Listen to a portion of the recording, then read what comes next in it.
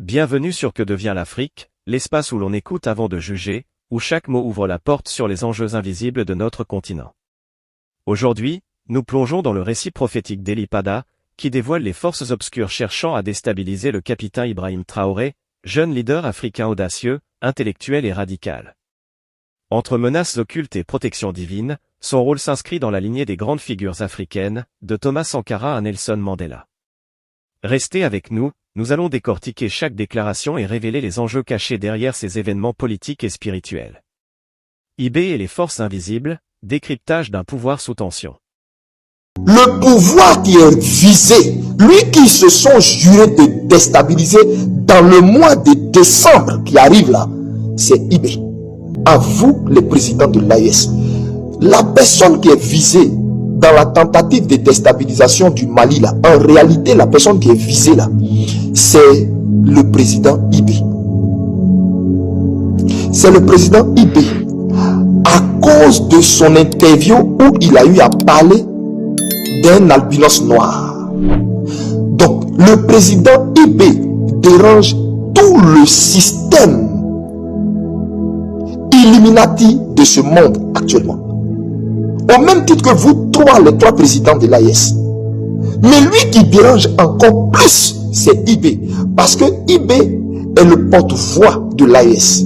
Le président IB, son excellence IB, est comme la vitrine de l'AES. C'est lui que vous, dans l'AES, vous avez mis devant pour être comme le porte-voix. Et donc, le président IB incarne une nouvelle Afrique. Le président IB incarne un leadership africain téméraire, jeune, intellectuel, radical. Et ça dérange au plus haut point. Donc le Saint-Esprit m'a dit, Élie, je t'informe pour te dire, les trois présidents de l'AES là, les différentes attaques, les cargos qu'ils vont entendre de leurs ennemis qui vont atterrir dans tel coin, dans tel coin, dans tel coin là. À la vérité là, le pouvoir qui est visé, lui qui se sont jurés de déstabiliser dans le mois de décembre qui arrive là, c'est IB. J'ai prié pour le Burkina. J'ai prié pour le Burkina. J'ai prié, Burkina, j'ai prié pour vous. Le pouvoir d'IB ne sera pas touché. Dieu m'a montré qu'il est avec IB. Dieu m'a dit, il a suscité IB et que IB n'est pas un Sankara bis et qu'il interdit à quiconque de l'appeler Sankara numéro 2. Non, sachez que le nom là a une influence. Vous connaissez comment Thomas Sankara a fini. N'appelez pas IB ainsi. Non. Vous lui épargnerez le sort de Thomas Sankara. Et IB, Dieu m'a montré IB être plus grand que Nelson Mandela. Écoutez. Et donc c'est IB qui est visé. C'est pourquoi ils sont en train de créer une instabilité au Mali là-bas. Pourquoi ils veulent, au fait, ils se disent, dans leur plan, il faudrait occuper les autres dirigeants, les autres hommes forts de l'AES, c'est-à-dire les deux grands de l'AES là, il faudrait les occuper. Et puis derrière ça maintenant, fragiliser le pouvoir d'IB. Voici en fait la raison des attaques que vous voyez concernant les systèmes de Bamako. Il arrive, dans la longue marche de l'Afrique, que des voix surgissent hors des circuits habituels du pouvoir. Des voix spirituelles, visionnaires, parfois controversées, mais qui révèlent une chose essentielle. Le peuple africain ne cherche pas seulement des dirigeants, il cherche aussi un sens, une lecture capable de donner cohérence au tumulte du monde. La parole du prophète Élie Pada appartient à cette catégorie d'intervention qui bouscule, interroge, dérange, mais qui éclaire également une tension beaucoup plus profonde que le seul cas d'un homme, la bataille permanente entre stabilité politique, perception populaire et quête de souveraineté africaine. Dès ses premières phrases, Pada pose un décor chargé, celui d'une Afrique où certains dirigeants feraient l'objet de tentatives de fragilisation orchestrées. Il place le capitaine Ibrahim Traoré, présenté comme téméraire, intellectuel, radical et porte-voix d'une instance panafricaine au centre d'une confrontation symbolique entre aspirations africaines et forces extérieures. Si ces propos relèvent d'une lecture spirituelle et subjective, ils traduisent néanmoins un sentiment réel, largement partagé dans plusieurs populations africaines, l'impression que l'histoire du continent est souvent influencée par des intérêts qui lui sont étrangers.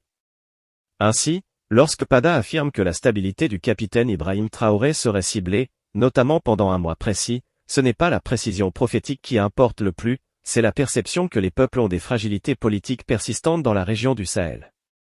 Ces fragilités ne sont pas nouvelles, instabilité récurrente, défis sécuritaires, flux d'influence internationale, alliances mouvantes.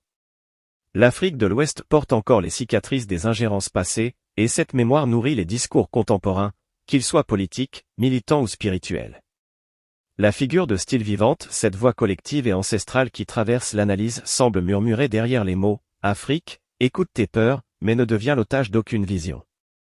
Avance avec lucidité. » Elle est là pour incarner une conscience panafricaine qui n'est ni crédule ni négative, mais éveillée.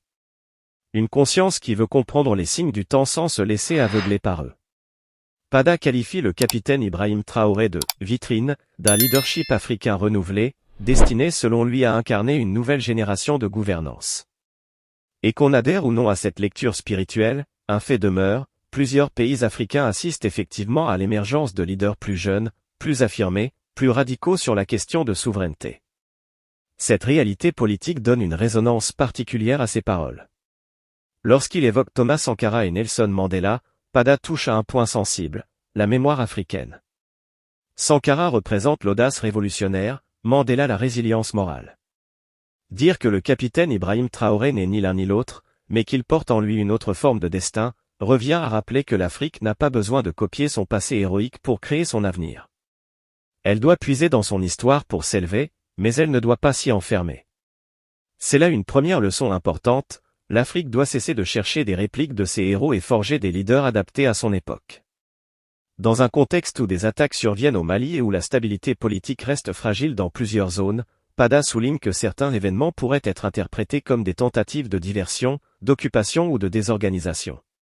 Sans valider cette lecture spirituelle, il est pertinent de rappeler une vérité incontournable, toute instabilité africaine est une porte ouverte aux influences étrangères, directes ou indirectes. Et cette réalité impose à l'Afrique une vigilance extrême, une solidarité régionale active et une maturité politique nouvelle. Le discours de Pada, qu'on le considère prophétique, symbolique ou métaphorique, met en lumière l'importance de protéger les institutions africaines contre toute forme de manipulation. L'histoire du continent, de Lumumba à Sankara, témoigne des dangers qui guettent les dirigeants perçus comme trop indépendants. C'est pourquoi la voix vivante s'élève encore dans le texte, telle une sentinelle invisible, ne dormez pas pendant que d'autres écrivent votre destin. Dans cette perspective, une vérité s'impose, l'Afrique doit développer sa propre grille de lecture des événements. Ne pas attendre que d'autres lui expliquent ses crises. Ne pas accepter que ses dirigeants soient définis par des récits extérieurs. C'est ici que commence la renaissance idéologique du continent. Cette vidéo, ses propos, ses alertes spirituelles, ses références historiques, tout cela n'a de sens que si les Africains décident ensemble d'en tirer une responsabilité commune. La responsabilité de la vigilance. La responsabilité du discernement. La responsabilité de comprendre que l'avenir n'appartient ni aux puissances invisibles, ni aux puissances visibles, mais à la lucidité des peuples. À ce stade de l'analyse, il apparaît clairement que la mission n'est pas de semer la peur mais d'éclairer, de construire et d'éveiller. L'Afrique ne peut plus être spectatrice de sa propre histoire, elle doit en être l'auteur consciente. La lucidité, l'esprit critique et la solidarité sont ses armes les plus puissantes, capables de transformer les crises en opportunités et les menaces en leçons. Quand les tambours changent de rythme, la danse du village change aussi. Index revers pointant vers la droite blanc. Abonnez-vous, likez et partagez pour soutenir cette démarche d'éveil collectif et contribuer à la réflexion sur l'avenir de l'Afrique. Les paroles du prophète Eli Pada, lorsqu'elles sont replacées dans le contexte plus large de l'Afrique contemporaine, révèlent une dynamique fascinante, celle d'un continent qui, malgré ses crises, tente de se réinventer à travers ses jeunes leaders et ses visions collectives. Le capitaine Ibrahim Traoré, tel que présenté par Pada, incarne ce mélange de courage, d'audace et de radicalité intellectuelle qui, aujourd'hui, est perçu par certains comme dérangeant pour les équilibres établis, qu'ils soient internes ou externes. Il ne s'agit pas simplement d'un homme sur la scène politique, il s'agit de l'incarnation symbolique d'une Afrique qui refuse la résignation, qui refuse de laisser l'histoire se faire sans sa participation consciente. Chaque action, chaque décision et chaque prise de parole devient ainsi un signe, un indicateur des transformations possibles dans la région. Dans cette lecture, les événements survenus au Mali et les tensions qui secouent d'autres pays sahéliens ne peuvent être interprétés uniquement comme des incidents isolés ou des faits sécuritaires. Ils font partie d'une trame plus vaste, où la jeunesse africaine et ses dirigeants sont appelés à apprendre à naviguer entre pressions extérieures, fragilités internes et aspirations populaires. Pada insiste sur le fait que des forces invisibles chercheraient à fragiliser le capitaine Ibrahim Traoré, mais au-delà de l'aspect spirituel de cette affirmation, ce qui émerge est une leçon universelle: la protection de la souveraineté africaine ne dépend pas uniquement des armées, des institutions ou des alliances, mais également de la vigilance, de la responsabilité et de la lucidité des citoyens eux-mêmes. L'Afrique qui se laisse manipuler, même par ignorance, court le risque de voir ses leaders brisés ou isolés. Le capitaine Ibrahim Traoré est présenté comme vitrine et porte-voix d'une nouvelle Afrique, d'un leadership renouvelé. Cette représentation, spirituelle ou symbolique, reflète un constat politique tangible: le continent cherche de nouvelles figures, jeunes et audacieuses, capables de traduire en actes la promesse de souveraineté, de justice et de progrès. Mais cette émergence ne se fait jamais sans heurts. Chaque leader qui incarne un renouveau dérange, questionne et fait face à des résistances, tant internes qu'externes. Cela rappelle les parcours de Thomas Sankara ou de Nelson Mandela, qui, à des époques différentes, ont incarné des changements radicaux, tout en payant un prix élevé pour leur indépendance de pensée. Le message implicite ici est clair: l'Afrique doit apprendre à protéger ses leaders tout en exigeant qu'ils agissent avec responsabilité et vision. L'alerte de Pada concernant les attaques à Bamako, la manipulation perçue autour des autres dirigeants africains et la fragilisation ciblée du capitaine Ibrahim Traoré ne doit pas être réduite à une lecture complotiste. Elle traduit un principe fondamental: la stabilité d'un État africain et la continuité de son leadership reposent sur la vigilance collective. Chaque citoyen, chaque intellectuel, chaque acteur de la société civile a un rôle à jouer pour que les dynamiques politiques soient comprises et maîtrisées. L'histoire africaine est ponctuée de moments où l'inattention a permis à des forces externes d'influencer des trajectoires nationales, et les paroles de Pada rappellent que cette leçon reste d'actualité. L'Afrique ne peut plus se permettre de regarder passivement lorsque ses jeunes leaders, porteurs de renouveau, sont confrontés à des pressions invisibles ou à des obstacles complexes. La dimension symbolique du leadership du capitaine Ibrahim Traoré rappelle également que l'Afrique ne doit pas chercher à reproduire ces figures historiques de manière mécanique. Il ne s'agit pas de créer un Sankara numéro 2 ou un Mandela bis, mais de construire une voie nouvelle, adaptée à l'époque, capable de répondre aux défis contemporains. Chaque leader, en effet, doit être jugé pour ses actions et sa vision, non pour sa ressemblance avec les héros passés. Cette approche est essentielle pour nourrir une conscience africaine libre, capable de prendre des décisions éclairées et de résister aux manipulations, qu'elles soient visibles ou invisibles. Le fil conducteur de l'analyse montre que l'Afrique doit apprendre à interpréter les événements avec profondeur et nuance. L'émergence du capitaine Ibrahim Traoré dans le récit de Pada symbolise la rencontre entre la jeunesse, l'audace et la responsabilité. Mais elle rappelle aussi les dangers permanents auxquels sont confrontés les dirigeants africains: tensions internes, menaces sécuritaires, rivalités régionales et pressions externes.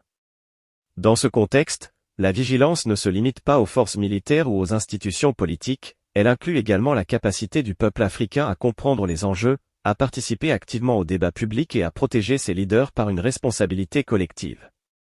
La voix vivante, qui traverse cette analyse, incarne cette conscience panafricaine. Elle murmure aux Africains: ne laissez personne écrire votre destin à votre place, ne vous laissez pas aveugler par les récits d'autres continents. Cette voix ne se limite pas à un avertissement spirituel, elle représente l'appel à l'action, à la réflexion critique et à la solidarité régionale.